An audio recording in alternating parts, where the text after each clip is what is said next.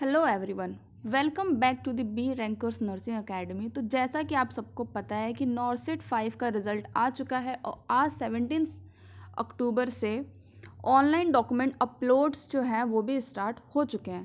तो आप सभी के माइंड में कन्फ्यूज़न होगा कि ऑनलाइन डॉक्यूमेंट्स को कैसे अपलोड करें, क्या क्या ऑनलाइन डॉक्यूमेंट्स अपलोड करते वक्त हमें सावधानियाँ रखनी है, कौन कौन से डॉक्यूमेंट्स अपलोड करने हैं और किस तरह से सबसे पहले हमें अपलोड करना है ताकि जो है हम डिसक्वालीफाइड ना होके क्वालिफाइड हो जाएं। तो सबसे पहले हम देखेंगे कि हाईलाइटेड चीज़ें हैं। All the provisionally selected candidates, जितने भी कैंडिडेट्स जो हैं वो सिलेक्ट हुए हैं, are mandatory to log in. सबसे पहले आपको क्या करना है, आप जाइए एम्स की वेबसाइट पे, वहाँ जाके आप लॉगिन करिए। सबसे पहले आप कोई भी अपने नियर बाय कैफ़े से फिल कर सकते हैं, खुद भी फिल कर सकते हैं। आप सबसे पहले एम्स की वेबसाइट पे जाइए, वहाँ पे जाके लॉगिन करिए। लॉगिन करने के बाद आपको माय पेज के थ्रू लॉगिन करना है और वहाँ पर जो एलोकेशन लिस्ट आएगी वहाँ से आपको ओपन करने के बाद सबसे पहली चीज़ जो हमें ध्यान रखनी है, अपलोड करने कलर्ड स्कैन्ड कॉपीज़। क्या अपलोड करना है हमें? कलर स्कैन कॉपी अपलोड करना है। कलर्ड होना चाहिए, कलर्ड स्कैन्ड कॉपी होना चाहिए। जो आपके ओरिजिनल डॉक्यूमेंट्स है ना उसको ही अपलोड करना है और कलर्ड वे में, ब्लैक एंड वाइट स्कैन करके नहीं अपलोड करना है, कलर्ड वे में स्कैन करना है। ठीक है, तो ये सबसे इम्पॉर्टेंट चीज़ है, इसको आप हैशटैग लगा के नोट कर लीजिए कि सबसे पहले हमें क्या करना है। ऑनलाइन जो हमें डॉक्यूमेंट्स अपलोड करने हैं, सारे डॉक्यूमेंट्स हमारे कलर्ड होने चाहिए। कोई भी डॉक्यूमेंट्स जो है वो हमारा ब्लैक एंड वाइट में नहीं होना चाहिए। द फर्स्ट थिंग, क्योंकि यहाँ पर देखिए हाईलाइटेड करके भी लिखा हुआ है, हाईलाइट करके भी लिखा, all the provisionally selected candidates are mandatory to require login. सबसे पहले लॉगिन करना है। वहाँ पर आपको जाकर रजिस्टर्ड आप पहले से ही होंगे, जब आपने फॉर्म फिल किया तभी आप रजिस्टर्ड होंगे। तो सबसे पहले मैंडेटरी है कि आप पेज पे जाके लॉगिन करें और वहाँ से अपलोड करें कलर्ड स्कैन्ड कॉपी।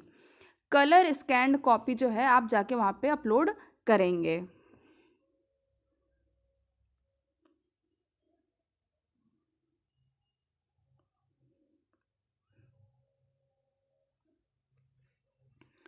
उसके बाद क्या करना है,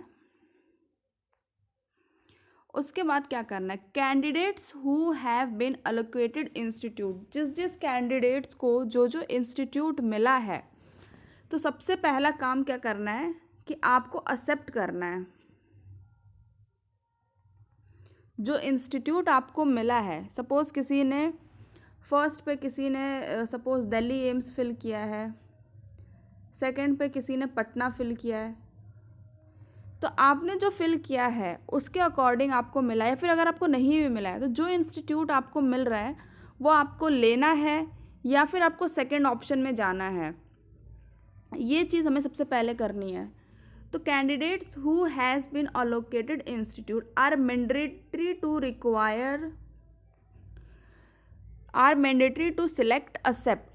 जो भी आपको इंस्टीट्यूट मिला है, सपोज़ आपने दिल्ली एम्स फिल किया है लेकिन आपको दिल्ली ना मिलके भोपाल एम्स मिल रहा है, फॉर एग्जांपल दिल्ली ना मिलके आपको भोपाल एम्स मिल रहा है, तो वहाँ पर आपको सिलेक्ट करना है एक्सेप्टेड और नॉट। एक्सेप्ट मतलब कि आप भोपाल एम्स के लिए एक्सेप्ट कर रहे हैं और नहीं तो मतलब कि आप सेकंड काउंसलिंग में जाना चाहते हैं।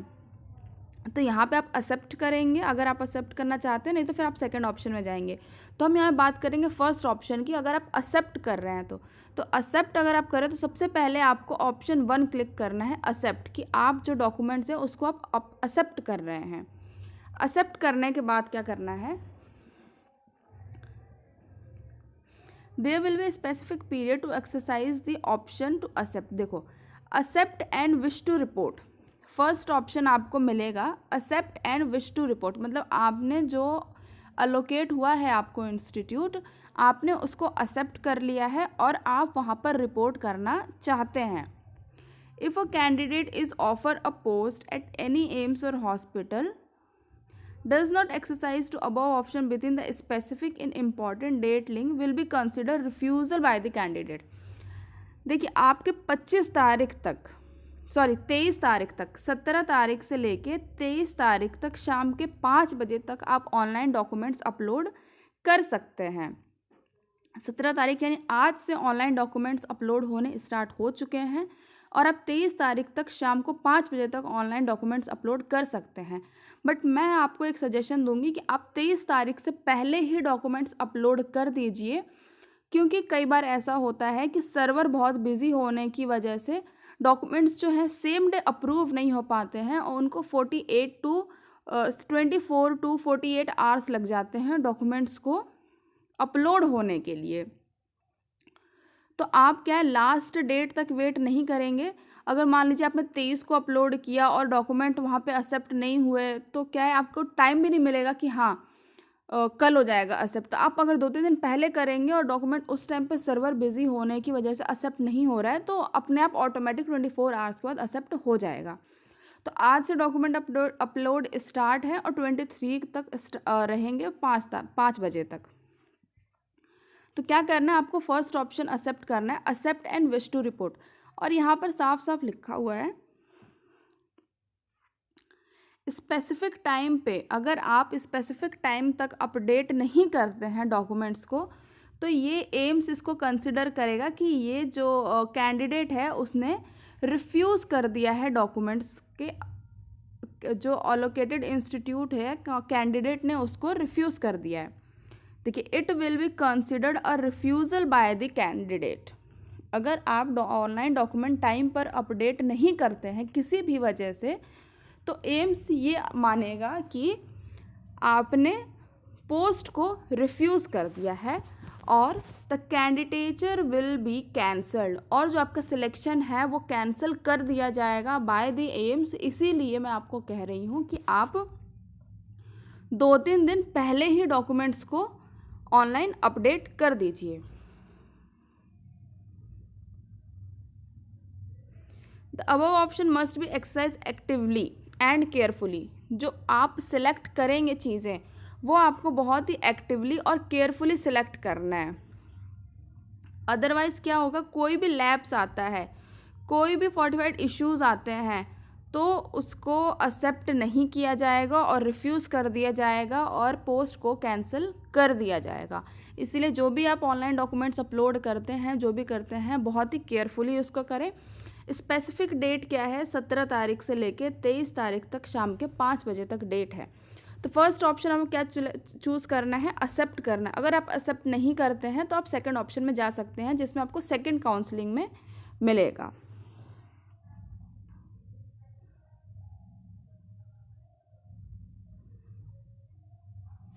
उसके बाद क्या है, if a candidate is offered post, जिस कैंडिडेट को जो पोस्ट ऑफर की गई है, does not report the institute, और उस कैंडिडेट ने इंस्टीट्यूट या हॉस्पिटल में रिपोर्ट नहीं किया है with in the time notified, जब तक टाइम जो दिया गया है, so the candidature will be cancelled.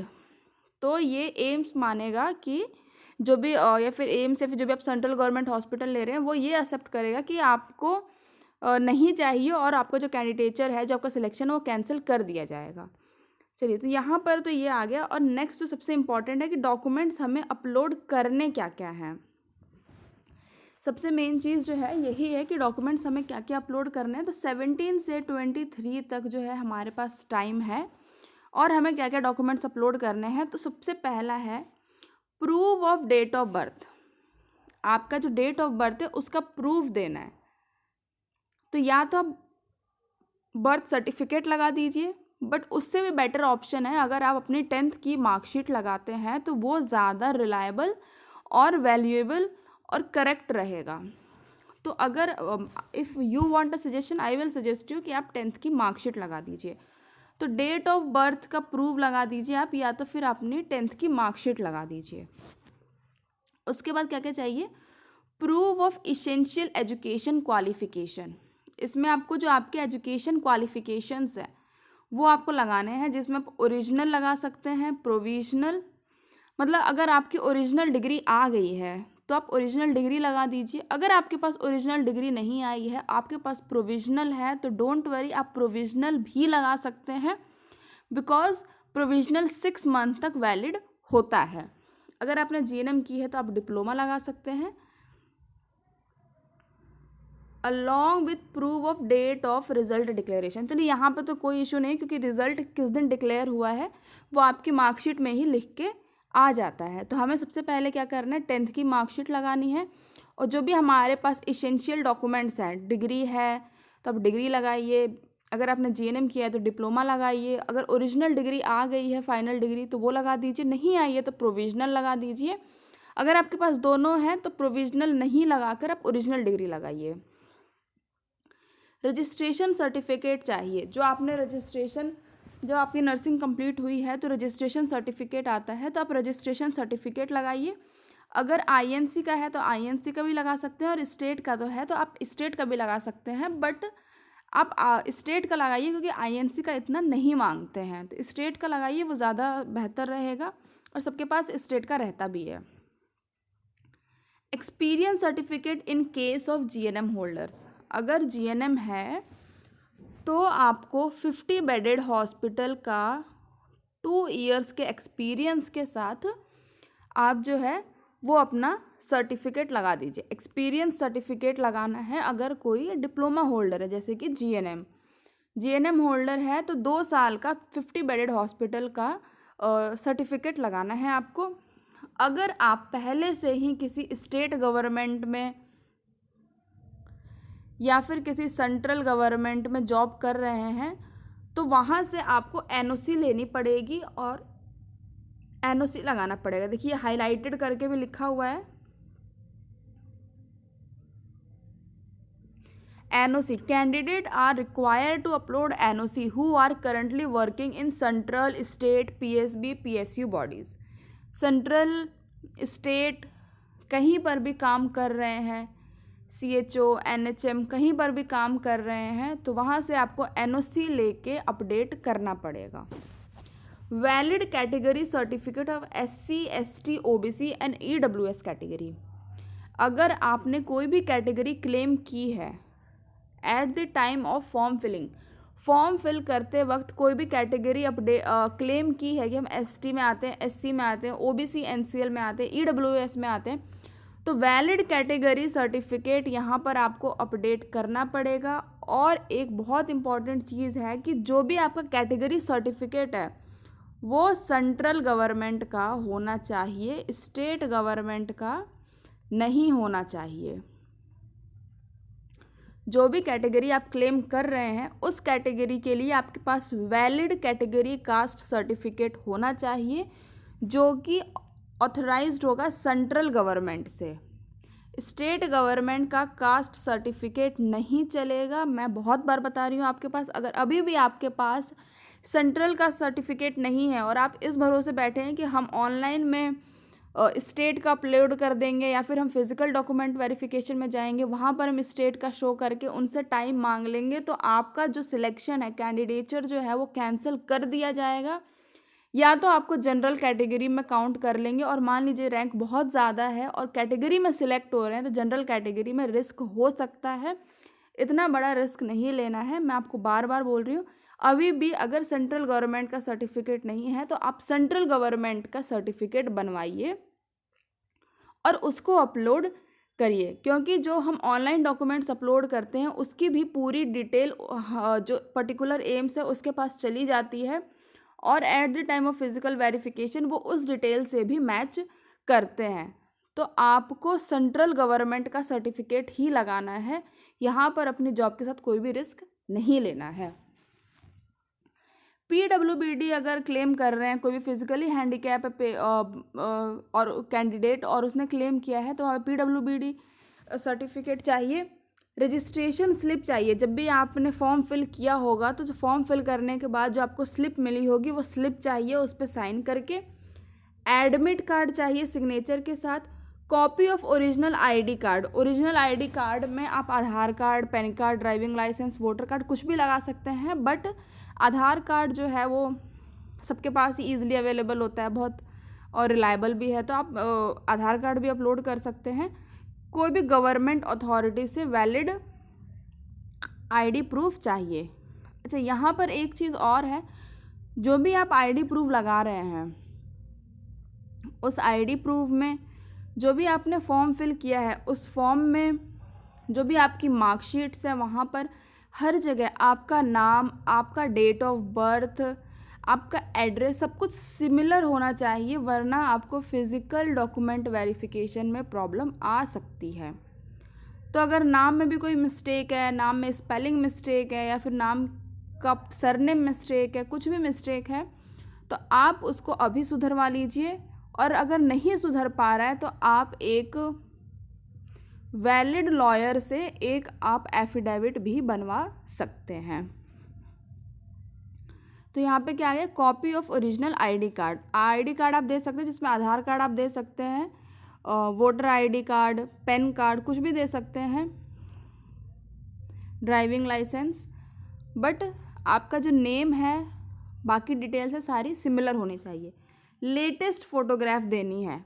ऐसा जब आपने फॉर्म फिल करते टाइम जो आपने फ़ोटो निकलवाई थी 5-6 महीने पुरानी है तो कोई इशू नहीं है, आप लेटेस्ट फ़ोटो निकलवाइए और लेटेस्ट फ़ोटो निकलवा के लगवाइए। स्कैन किए हुए सिग्नेचर होने चाहिए, थंब इम्प्रेशन होना चाहिए, स्टैंडर्ड डिक्लेरेशन फॉर्म होना चाहिए।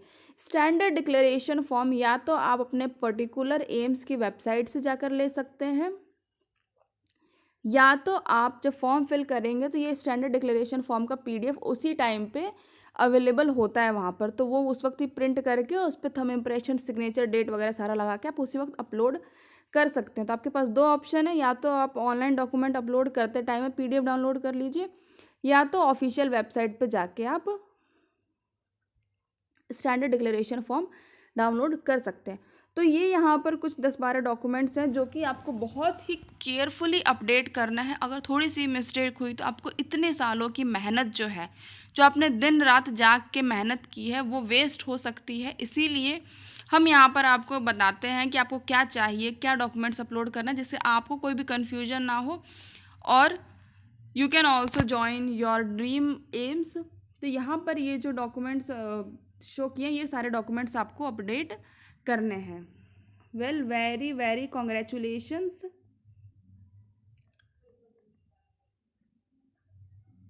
For selection, for your selection. Do your best. Thank you so much. अगर आपको वीडियो पसंद आई, इन्फॉर्मेटिव लगी तो please like, share and subscribe the channel. Thank you so much.